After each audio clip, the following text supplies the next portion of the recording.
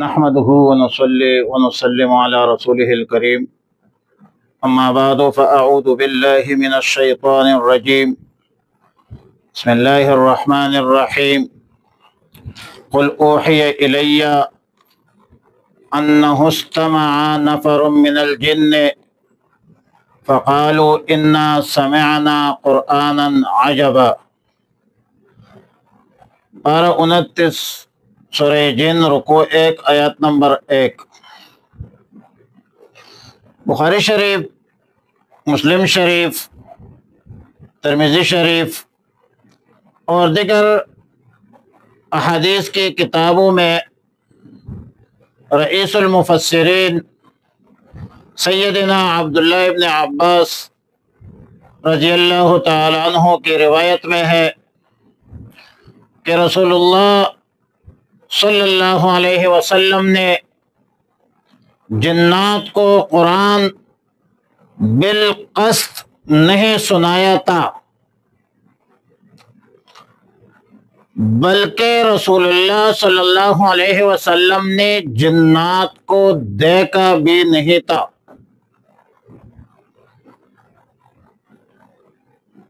اللہ نے وحی کے ذریعے جنات کے قرآن کے سماعت بتلایا، بلکہ واقعہ یہ پیش آیا کہ رسول اللہ صلی اللہ علیہ وسلم اپنے کچھ صحابہ کرام رضوان اللہ تعالی علیہم اجمعین کے ساتھ عکاظ بازار کی طرف جا رہے تھے، اور یہ واقعہ اس وقت کا ہے جب شیاطین کو آسمان کے خبریں سننے سے شہاب ثاقب کے ذریعے روک دیا گیا، اور شیاطین کو کوئی خبر نہیں مل رہی تھی، جنات کو کوئی خبر نہیں مل رہی تھی۔ پھر جنات نے آپس میں مشاورت کی کہ یہ جو حادثہ ہوا ہے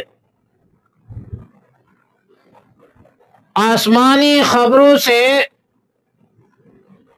ممنوع ہو جانے کا واقعہ پیش آیا ہے،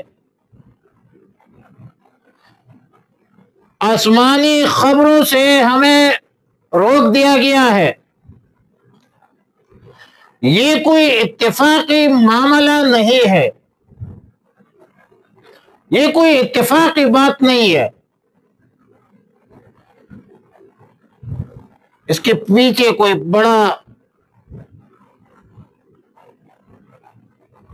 مسئلہ ہے، بڑا معاملہ ہے۔ ظاہر ہے کہ دنیا میں کوئی بھی چیز جب عمل میں آتی ہے تو جو چیز پیش آتی ہے تو اس کا کوئی نہ کوئی سبب ہوتی ہے۔ تو ان جنات نے مشورہ کیا کہ ہمیں کیوں روک دیا گیا آسمانی خبروں سے، اس کے عوامل کیا ہے، اس کے اسباب اور وجوہات کیا ہے، اور پھر انہوں نے آپس میں یہ طے کیا کہ روئے زمین کے مشرق سے مغرب تک، شمال سے جنوب تک، ہر طرف جنات کی وفود بھیج دیا جائے، وہ عوامل جمع کیا جائے، وہ اسباب تلاش کیا جائے، اور یہ معلوم کیا جائے کہ یہ واقعہ کیوں پیش آیا ہے، وجہ کیا بنی ہے۔ ایک وفد جنات کا تہامہ حجاز کی طرف بھیجا گیا، اور وہ مقام نخلا پر پہنچے تو وہاں رسول اللہ مبارک صلی اللہ علیہ وسلم اپنے صحابہ کرام رضوان اللہ تعالی علیہم اجمعین کے ساتھ صبح کی نماز باجماعت ادا فرما رہے تھے۔ جنات کے اس وفد نے جب قرآن کریم سنا تو قسمیں اٹھا کر کہا، آپس میں کہنے لگے کہ واللہ یہ وہی کلام ہے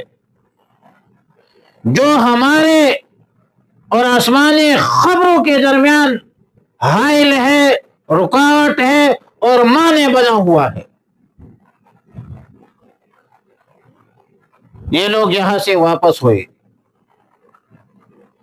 اور جا کر اپنے قوم سے یہ پورا قصہ، پورا واقعہ بیان کیا، اور جس کا ذکر آیت مذکورہ میں، سورہ جن کی ابتدائی آیتوں میں مذکور ہے کہ انا سمعنا، بلا شبہ ہم نے سنا ہے، قرآن عجبا، قرآن سنا ہے، قرآن ظاہر واضح ہے، اور عجبا، عجیب اسی لیے کہ کلام البشر نہیں ہے، انسانوں کی باتیں نہیں ہے۔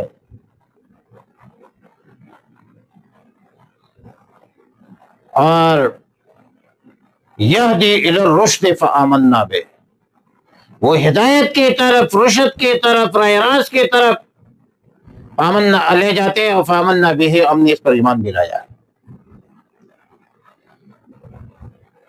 اللہ تعالیٰ نے اس پورے واقعہ کی خبر رسول اللہ مبارک صلی اللہ علیہ وسلم کو بذریعہ وحی دے دی، اور پھر مزید تفصیلات اس میں کیا ہے کہ